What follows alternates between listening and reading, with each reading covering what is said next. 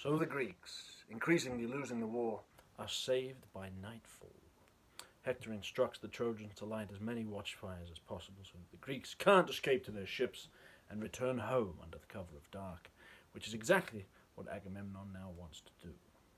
An argument ensues, and wise old Nestor suggests that perhaps if Agamemnon gave Briseis back to Achilles, he might come round and help us win the war. So Odysseus and Ajax and Phoenix bring Achilles this peace offering. Achilles tells them to go fuck themselves. His reason for rejecting them is one of the key aspects of the entire Iliad and the world of Homer. What lasting thanks in the long run for warring with our enemies on no end, if one and the same lot for the man who hangs back and the man who battles hard. The same honour awaits for both the coward and the brave. By taking away Achilles' war prize, Agamemnon has upset the very balance of the universe, has disturbed the reason why heroes exist and fight, for the rewards and renown of action. That is, for glory, fame, kleos, in Greek, a word related to the verb to hear, which means it carries the implied meaning of what others hear about you, kleos. Hector, before fighting Ajax earlier, said, "Someone shall someday say, 'This is a man that died in olden days, killed by Hector, and my fame will never die.'" The Greek hero earns kleos through accomplishing great deeds, such as killing another hero, and by earning fame, they will have honor, time, bestowed upon them by others. This worldview of honor, glory, and fame runs through Greek history all the way down to Alexander. And if Agamemnon is giving glory, honor, and fame to anybody willy-nilly, what is the point of doing anything at all? It's as though Agamemnon has said that from now on everybody in the office gets paid the same regardless of the job that they do. And who is going to want to do the more difficult, dangerous, and tiring jobs if that is the case? So Achilles tells Odysseus and Ajax that he is leaving the next day, and if you were wise, you would do the same. Stunned into silence, Phoenix now speaks. Phoenix is another old man and was Achilles' teacher as a boy. And in a very heartfelt speech, Book 9 is full of speeches, and the speeches are the most modern part of this 2,800-year-old Iliad. Phoenix tries to bring Achilles around. Even the gods change their mind, he says. We have prayers especially for diverting the ruin of pig-headedness, but if you refuse to change your mind, ruin, ate, will take you down as well. And Achilles says, "No. I'm not even going to think about fighting until Hector himself has beaten you Greeks so badly that he's about to set fire to my ships." And with the dawn comes Agamemnon's Aristeia, his single-handed berserk adventure, and in a chariot he goes over the top of their trench and returns to the fray. He also does something to the fray, but he soon gets injured and tells his driver to take him back. Odysseus finds himself surrounded, alone, and gets stabbed in the ribs. Diomedes runs to his aid but gets shot in the foot. Ajax runs to his aid, but Zeus forces him to retreat, all while Achilles stands upon his ship and watches the carnage and asks Patroclus, his friend, lover, and companion, to find out who exactly is injured. Nestor has a word with Patroclus and asks, has Achilles no pity? Do you remember the last piece of advice that Achilles' father gave to him, gave to you? Now always be the best, Patroclus, my boy, the bravest, and hold your head up high above the others. All of this, Achilles on his ship, this is not being the best and the bravest. Achilles looks up to you, guide him, tell him how dire is our situation, and he will listen to you. And if he won't fight, have him send his myrmidons out, with you at their head, in his armour, so the Trojans will think that Achilles has returned and might just relent. The Trojans now decide to stop driving their chariots straight into the Greek trench, and instead to mount an assault on their camp.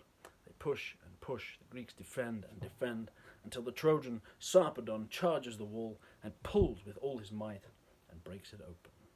The Greeks concentrate on this breach, and everyone stands there and kills each other on the spot until Hector runs through with a massive boulder, throws it at the gate, and smashes it open.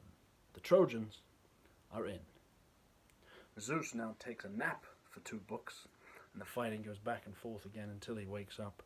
He sends Apollo to help Hector so that the Greeks will be pushed back so far that Achilles will allow Patroclus to go out and fight. Then Hector will kill Patroclus. Achilles will at last be roused to return to the battle, where he will kill Hector, and this bloody war will end. Even bigger spoiler alert, Zeus. Apollo now fights beside Hector, all the way up to the Greek ships, and with his hand on one of them, Hector yells out for somebody to bring him fire, though Ajax keeps killing anyone who tries to. Patroclus relays Nestor's plan to Achilles, and Achilles, since the Trojans had now reached the Greek ships, relents. Go out in my armor, but do not chase the Trojans back to Troy. Do you understand? Just drive them from the Greek camp. Someone, meanwhile, has finally gotten past Ajax and has managed to hand Hector a torch. He sets fire to a ship, prompting Achilles to tell Patroclus to hurry, because without the ships they are stuck there forever. Patroclus puts on Achilles' armor, hangs his sword around his neck, picks up his shield, puts on his helmet, horsehair, crest and all, picks up 2 spears, and Achilles gives his myrmidons a speech. You all made fun of me for being so stubborn, so out you go and fight. They do, with Patroclus in a chariot wearing Achilles' armor, and the Trojans now shit their pants. Hector even begins to leave the battlefield. Patroclus spears Sarpedon through the heart, and this so angers the Trojans that Hector turns around and everyone fights over Sarpedon's corpse. Well into the night, until Hector sees that the Trojans are in fact losing and rides back to Troy, chased by Patroclus, who attempts to break into the city but ends up having to fight Apollo in order to do so. Apollo tells Hector to return to the battle and to go straight for Patroclus, who sees him coming and throws a rock that hits Hector's driver, crushing his skull, and now Hector and Patroclus fight over the body. Apollo, invisible, not fair, smacks Patroclus' helmet, then the armor, off his body, and paralyzed with shock, he gets speared in the back. Hector sees him staggering to his own men and comes along and skewers Patroclus in the guts. Patroclus gets one last word in and reminds Hector that death and fate are about to take him as well, before he promptly dies. Death and fate, Thanatos and Moira, are paired together 10 times in the Iliad, and they actually seem to imply one another. It's a kind of Homeric memento mori. Remember that the gods are very often called deathless, athanatos. Death is what makes humans humans, and is our one and only fate. And not even heroes get to remember their own earthly lives once they're dead. Before passing into the underworld, they cross the stream of Lethe, forgetfulness. So the only way to in any way overcome death is through kleos, glory, and fame.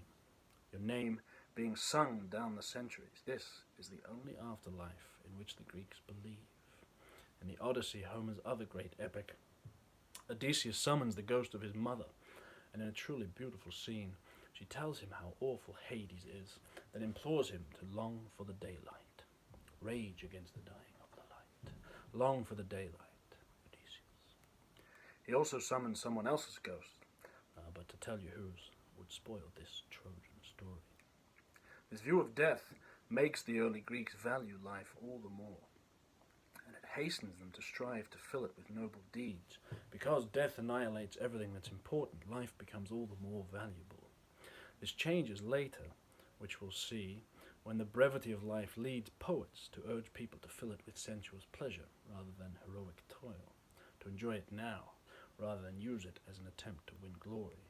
And which of those is the more valuable philosophy is something we shall discuss in the new Cavalier Reading Society.